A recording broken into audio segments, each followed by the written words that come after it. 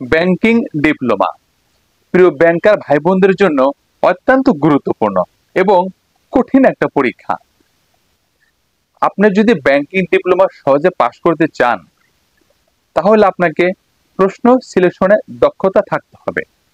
সেই সাথে কোন প্রশ্নের অ্যান্সার আগে দিবেন, কিভাবে অ্যান্সার করবেন, আপনি কি টেকনিক্যাল অ্যান্সার করবেন নাকি পৃষ্ঠার পর পৃষ্ঠা লিখতেই থাকবেন, কোন বই ফলো করলে সহজেই পাশ করতে পারবেন এবং পড়াশোনা কিভাবে করবেন।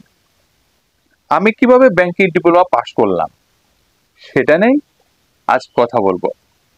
ডিয়ার ভিউয়ার্স, আসসালামু আলাইকুম। মাটির ব্যাংক চ্যানেলের পক্ষ থেকে সবাইকে স্বাগতম। আপনারা জানেন গত বছর 8 ফেব্রুয়ারি বাংলাদেশ ব্যাংক সার্কুলার জারি করেছে সিনিয়র অফিসার থেকে শুরু করে যারা প্রমোশন চান ব্যাংকিং ডিপ্লোমা পাশ করা বাধ্যতামূলক। মানে দুটা পার্ট, ফার্স্ট পার্ট এবং সেকেন্ড পার্ট, দুই পার্টি পাশ করা বাধ্যতামূলক। প্রমোশন কে না চায়? চাকরিজীবীদের প্রমোশন একটা ড্রিম। যেহেতু ব্যাংকে চাকরি করেন 8 থেকে 10 ঘন্টা ব্যাংকে থাকতে হয়, পড়াশোনা কখন করবেন? এটা কমন কোশ্চেন। তবু আপনি যদি এগিয়ে যেতে চান আপনাকে থামলে হবে না। পাশ করার জন্য, প্রমোশনের জন্য যে কোনো কিছু আপনাকে করতে হবে। ফ্যামিলিতে আপনাকে সময় দিতে হবে। তাহলে পড়াশোনার সময়টা বাসায় যদি একা একা পড়েন সেই পড়াটা আপনার খুব একটু ইফেক্টিভ হবে না। কি করতে হবে? আপনার অফিস আওয়ারে, লেট আওয়ারে, বিশেষ করে 5টার পরে বা 6টার পরে বা অফিস থেকে বের হওয়ার আধা ঘন্টা আগে আপনারা একটা গ্রুপ স্টাডি করবেন। যারা লোন সেকশন আছে লোনের চ্যাপ্টার না সবার সামনে আলোচনা করবেন। যারা জিবি সেকশন আছে বা ফরেন এক্সচেঞ্জ যারা দেখেন অথবা যারা ক্যাশ ম্যানেজমেন্টে যারা আছেন তারা বিভিন্ন সময় বিভিন্ন চ্যাপ্টার নিয়ে আলোচনা করবেন। বাসায় এসে গতদিন যেটা পড়েছেন আজকে সেটা ভুলে যাবেন, বাট 1 মাস আগে যেটা স্টাডি করেছেন মানে গ্রুপ স্টাডি করেছেন সেটাই মনে থাকবে। অতএব গ্রুপ স্টাডিতে জোর দিন। এখানে ফার্স্ট সেকেন্ড হওয়ার কোনো প্রশ্ন আসে না। গ্রুপ স্টাডি করুন, অবশ্যই মনে থাকবে। এই বেসিকটাই আপনি কাজে লাগাবেন। অবশ্যই পরীক্ষা হলে আপনার অবশ্যই কাজ দেবে ইনশাল্লাহ। বই ফলো করবেন কোনটা? বাজারে অনেক পদের বই আছে, অনেক লেখকের বই আছে। হয়তো আমি যেটা পড়েছিলাম আইবিবির বই কয়েকটা পড়েছিলাম, একদম হুবহু কমন পড়েছে। পরীক্ষা হলে যা দেখি আইবি মানে বই থেকে সরাসরি উঠিয়ে দিয়েছে। সেজন্যই আপনারা আইবিবির বইটা ফলো করতে পারেন। প্রশ্ন সিলেকশন মেইন ফ্যাক্টর।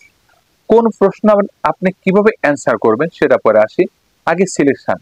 10টার মতো প্রশ্ন থাকে, 10 নম্বরে থাকে শর্ট কোশ্চেন। অনেকে শর্ট কোশ্চেন পরে দেয়, যেটা ভুল। আপনি শর্ট কোশ্চেনটা আগে দিবেন। শর্ট কোশ্চেনে 5 থেকে 4টা বা 5টা শর্ট কোশ্চেন থাকে। এই 4-5টা শর্ট কোশ্চেনে যে 20 মার্ক থাকে আপনি সুন্দর করে প্রতিটা শর্ট কোশ্চেন 2 পেজ, এ পেজ পরে পেজ মানে 1 পৃষ্ঠা করে লিখতে থাকবেন। অর্থাৎ 4টা প্রশ্ন বা 5টা প্রশ্ন 8 থেকে 10 পৃষ্ঠা লিখবেন। হাতের লেখাটা যেন অবশ্যই ভালো হয়। প্রথম 5টা 6টা পেজ। শর্ট কোশ্চেনটা যখন লিখবেন, ধরে নিলাম প্রশ্ন আসলো ক্যামেল সেটিং বা বেজেল 3 বা স্ট্রেস টেস্টিং লিখলেন, লিখে আন্ডারলাইন দিলেন, দেওয়ার পরে লেখাটা শুরু করবেন। অথবা ব্যাচ বা আরটিজিএস যেটা আসুন না কেন লিখলেন, আরটিজিএস আন্ডারলাইন করলেন, তারপরে লেখা শুরু করবেন, পরে পেজটা শেষ করবেন। লেখা মানে 2 পেজ করে লিখবেন। শর্ট কোশ্চেন দিলে লেখাটা অবশ্যই ভালো করবেন। আর যখন হাতে লেখাটা ভালো হবে, এক্সামিনে যখন দেখবে যে আপনার লেখাটা সুন্দর, উনি পড়তেও পারছে ভালো, লিখছেনও সুন্দর করে, এই শর্ট কোশ্চেন যদি দিতে পারে সুন্দর মতো 20 মার্কের মধ্যে ন্যূনতম 15 পাবেন, বাকি থাকে 30। যদি 45 মার্কসে পাস, আগে ছিল 50। শর্ট কোশ্চেনে যদি আপনি 15 পান, 80-র ভিতরে আপনি 30 পাবেনই পাবেন। বাকি অ্যান্সার গুলা কেমন দিবেন? ধরে নিলাম একটা প্রশ্নে এ এবং বি আছে, 10 মার্ক 10 মার্ক, এটা পরে অ্যান্সার করবেন। যে সমস্ত প্রশ্ন এ বি সি ডি অথবা এর ভিতরেও ভাগ ভাগ আছে, ওই কথা বলা না, প্রশ্নের সাথে লেজু লাগাই দিছে, জাস্ট লাইক দিস। অর্থাৎ ছোট ছোট যে প্রশ্ন আছে একদম ছোট ছোট করে বা ভেঙে ভেঙে যে প্রশ্নগুলো আছে সেই অ্যান্সার গুলো আগে দেওয়ার চেষ্টা করবেন। তাতে হবে কি, প্রত্যেকটা প্রশ্ন যদি আমরা টাচ করতে পারি ছোট ছোট গুলা, আপনি অবশ্যই কিছু না কিছু মার্কস পাবেন। আর যে প্রশ্ন মার্ক, একটা প্রশ্ন মার্ক হচ্ছে যে 15, আর একটা 5, এই যে 20 মার্ক, এখানে কিন্তু খুব একটু মার্ক আপনি পাবেন না। একান্ত যদি অ্যান্সার করতে না পারেন, তাহলে তো আপনাকে দিতে হবে, ধরে নিলাম 10 মার্ক, 10 মার্ক, 20 মার্ক। এটা একটু পরে দেওয়ার চেষ্টা করবেন, যেটা প্রশ্ন ভেঙে ভেঙে করা, সেই প্রশ্নগুলো অ্যান্সার দিবেন আগে। আর অবশ্যই কোনো প্রশ্ন বাকি রাখবেন না, মানে 100তে 100 অ্যান্সার করবেন আপনি।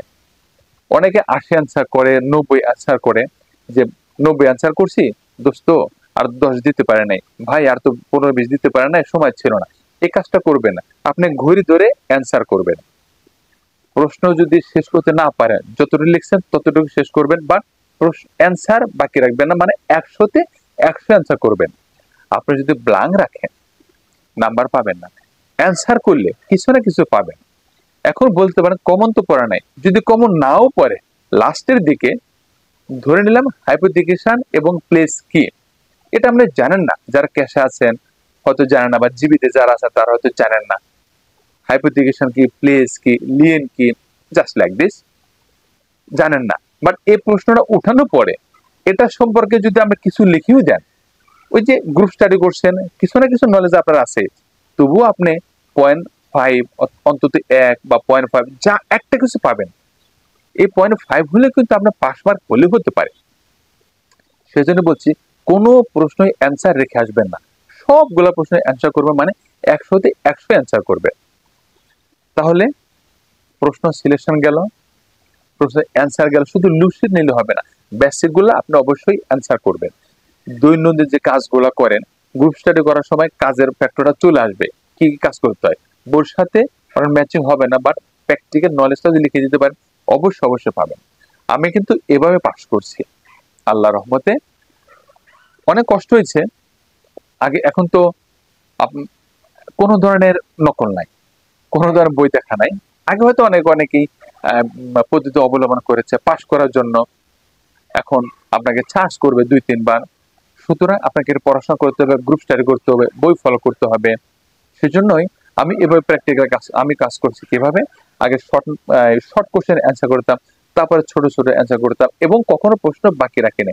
100তে 100 যদি নাও পারি, সেটাও টাচ করে আসছে, যার কারণে হয়তো আল্লাহর রহমতে আমি পাস করছি।